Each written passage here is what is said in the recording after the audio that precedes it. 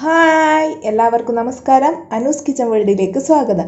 ഇന്ന് നമ്മൾ ഒരു അടിപൊളി തിക്കായിട്ടുള്ള ഒരു മട്ടൻ കറിയുമായിട്ടാണ് വന്നിട്ടുള്ളത്.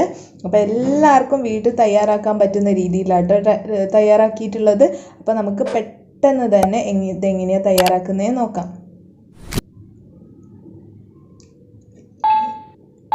നമ്മളെ ഈ ഒരു മട്ടൻ കറി ഉണ്ടാക്കാൻ വേണ്ടിയിട്ട് ഞാനിപ്പോൾ ആദ്യം തന്നെ ഒരു പാൻ വെച്ച് അതിൽ കുറച്ച് എണ്ണ ഒഴിച്ചു കൊടുത്തിട്ടുണ്ട് കേട്ടോ. അതിലേക്ക് നമ്മൾ ഇതുപോലെ 2 ചെറിയ പീസ് പട്ട ഇട്ട് കൊടുത്തിട്ടുണ്ട്. ഇനി നമുക്കതിലേക്ക് ഒരു 4 ഗ്രാമ്പു ഇട്ട് കൊടുക്കാം. ഒരു 2 ഏലക്കായ,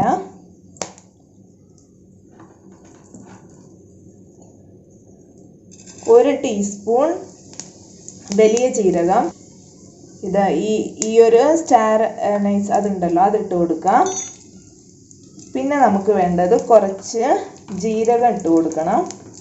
ഒരു 1/4 ടീസ്പൂൺ മതി, അത്രയും ജീരകം ഇട്ട് കൊടുക്കാം. നമ്മളെ തേങ്ങയുടെ കളറൊക്കെ ഇപ്പം മാറി വരുന്നുണ്ട്. ഈ സമയം നമുക്ക് ഗ്യാസ് ഓഫ് ചെയ്യാം. ഓഫ് ചെയ്തതിന് ശേഷം ഞാനിതിലേക്ക് ഒരു 1.5 ടേബിൾ സ്പൂൺ മല്ലിപ്പൊടിയാണ് ചേർത്ത് കൊടുക്കുന്നത്. അപ്പോൾ ഹോൾ മല്ലി കയ്യിലുണ്ടെന്നുണ്ടെങ്കിൽ നിങ്ങൾക്ക് ആദ്യം തന്നെ ചേർത്ത് കൊടുക്കുക. അപ്പോൾ ഈ ഒരു ചൂടിൽ ഇത് നന്നായിട്ട് ഇതിൻ്റെ ആ ഒരു പച്ച സ്മെല്ലൊക്കെ മാറി കിട്ടും. അതുകൊണ്ടാണ് ഞാൻ അവസാനം ഗ്യാസ് ഓഫ് ചെയ്തിട്ട് ചേർക്കുന്നത്. ഇനി ഇത് നമുക്കൊന്ന് മിക്സിയുടെ ജാറിലിട്ടിട്ട് ഒന്ന് ചെറുതായിട്ട് ചൂട് തണിഞ്ഞതിന് ശേഷം ഒന്ന് നന്നായിട്ട് പേസ്റ്റാക്കി എടുക്കണം. ഞാനിപ്പോൾ ഒരു കുക്കർ എടുത്തിട്ടുണ്ട്. നമ്മൾ കുക്കറിലാണ് ഉണ്ടാക്കാൻ പോകുന്നത്. അപ്പോൾ അതിലേക്ക് കുറച്ച് എണ്ണ ഒഴിച്ചു കൊടുത്തിട്ടുണ്ട്, വെളിച്ചെണ്ണയാണ്. ഇനി നമുക്ക് ഇതിലേക്ക് ഞാനിപ്പോൾ 2 സവാളയാണ് എടുത്തിട്ടുള്ളത്. 2 വലിയ സവാള അതിട്ട് കൊടുക്കാം. അപ്പോൾ സവാളയുടെ കളറ് നന്നായിട്ട് മാറിയിട്ട് വരണം കേട്ടോ. അപ്പോഴാണ് നമുക്ക് ആ ഒരു കറക്റ്റ് നല്ല തിക്കായിട്ടുള്ള ഒരു ഗ്രേവിയും കിട്ടും, അതേപോലെ തന്നെ നല്ല കളറും കിട്ടും നമ്മളെ കറിക്ക്. അപ്പോൾ ഇനി നമുക്കിതിൽ കുറച്ച് ഉപ്പ് ചേർത്ത് കൊടുക്കാം.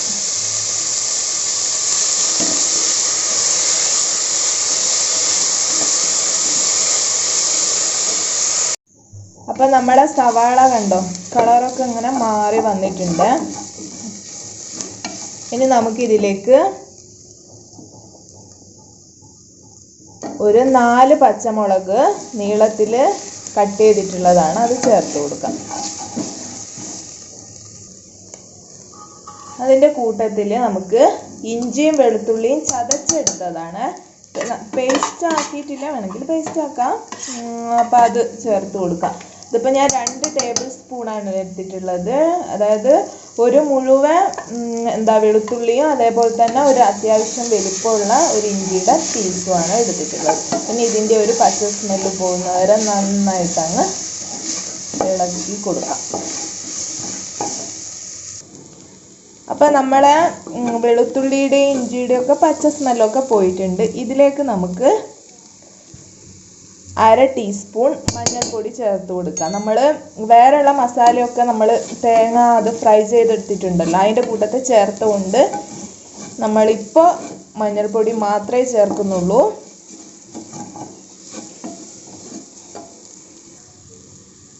ഇനി ഇതിലേക്ക് നമുക്ക് 2 ടൊമാറ്റോ, ചെറിയ ടൊമാറ്റോ ആണ്. അപ്പോൾ വലുതാണെങ്കിൽ ഒന്ന് ചേർത്താൽ മതി. അപ്പോൾ ഇതിനി നന്നായിട്ടൊന്ന് വഴണ്ട് വരട്ടെ.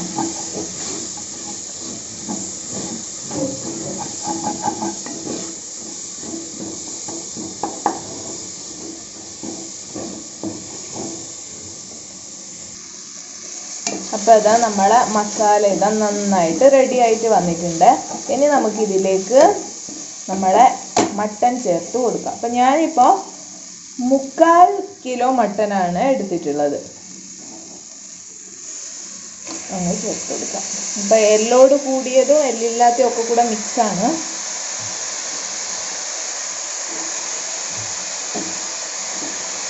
ഇനി ഇത് നന്നായിട്ട് അങ്ങ് ഇളക്കി കൊടുക്കാം.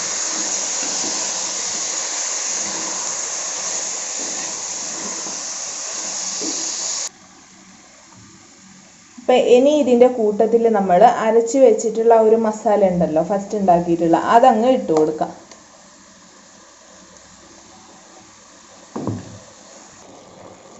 അപ്പോൾ ഇത് നന്നായിട്ട് നമ്മൾ മിക്സ് ചെയ്ത് എടുത്തിട്ടുണ്ട്.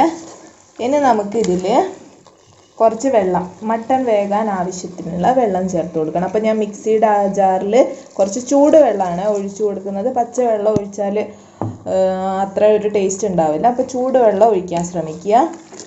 അപ്പോൾ നമുക്ക് കുറച്ചുകൂടെ വെള്ളം ഒഴിക്കാം.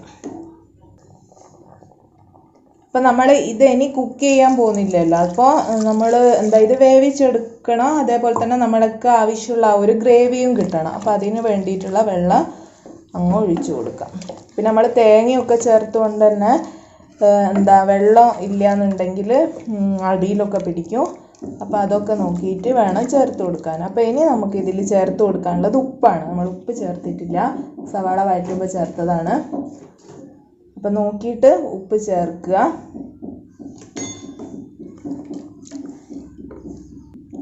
അതിൻ്റെ കൂട്ടത്തിൽ കുറച്ച് കറിവേപ്പിലയും ചേർത്ത് കൊടുക്കുക.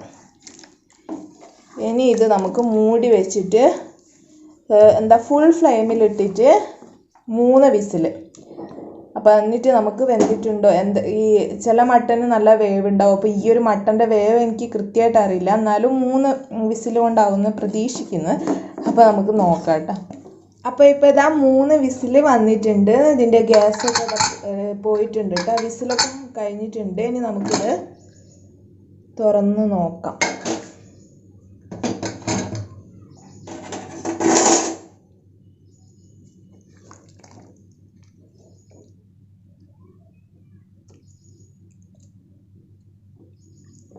നമുക്കൊരു പീസ് എടുത്ത് വെന്തിട്ടുണ്ടോ നോക്കാം. വെന്തിട്ടുണ്ടാവും എന്തായാലും. ഇതെല്ലാം ഒക്കെ ഇങ്ങനെ സെപ്പറേറ്റ് ആയിട്ട് കിടക്കുന്നുണ്ട്, കണ്ടില്ലേ? അപ്പോൾ നമ്മളെ മട്ടൺ നന്നായിട്ട് വെന്തിട്ടുണ്ട്. പക്ഷെ ഒന്നുകൂടെ കുറുകട്ടെ എന്ന് വിചാരിച്ച് ഞാൻ ഗ്യാസ് ഓൺ ചെയ്ത് വെച്ചിട്ടുള്ളതാണ്. അപ്പോൾ ഈ ഒരു രീതിയിൽ ചോറിനോടൊക്കെ കൂട്ടാനാന്ന് വെച്ചാൽ ഇത് കറക്റ്റാണ്. ഇത് ഇങ്ങനെ എടുക്കാം. അപ്പോൾ ഇല്ലാന്നുണ്ടെങ്കിൽ കുറച്ചുകൂടെ കുറുകിട്ട് അത് നിങ്ങൾ ഇഷ്ടം പോലെ ചെയ്യും. അപ്പോൾ ഇതിലേക്ക് ഇനി ലാസ്റ്റ് കുറച്ച് ഗരം മസാല, ഒരു 1/2 ടീസ്പൂൺ ഗരം മസാല. ഇതിൻ്റെ കൂട്ടത്തിൽ ഒരു 1/2 ടീസ്പൂൺ കുരുമുളക് പൊടിച്ചത്. ഇനി നമുക്ക് കുറച്ച് മല്ലിയില കൂടെ അങ്ങ് ചേർത്ത് കൊടുക്കാം. അപ്പോൾ ഇത്രയേ ഉള്ളൂ നമ്മളെ മട്ടൻ കറി.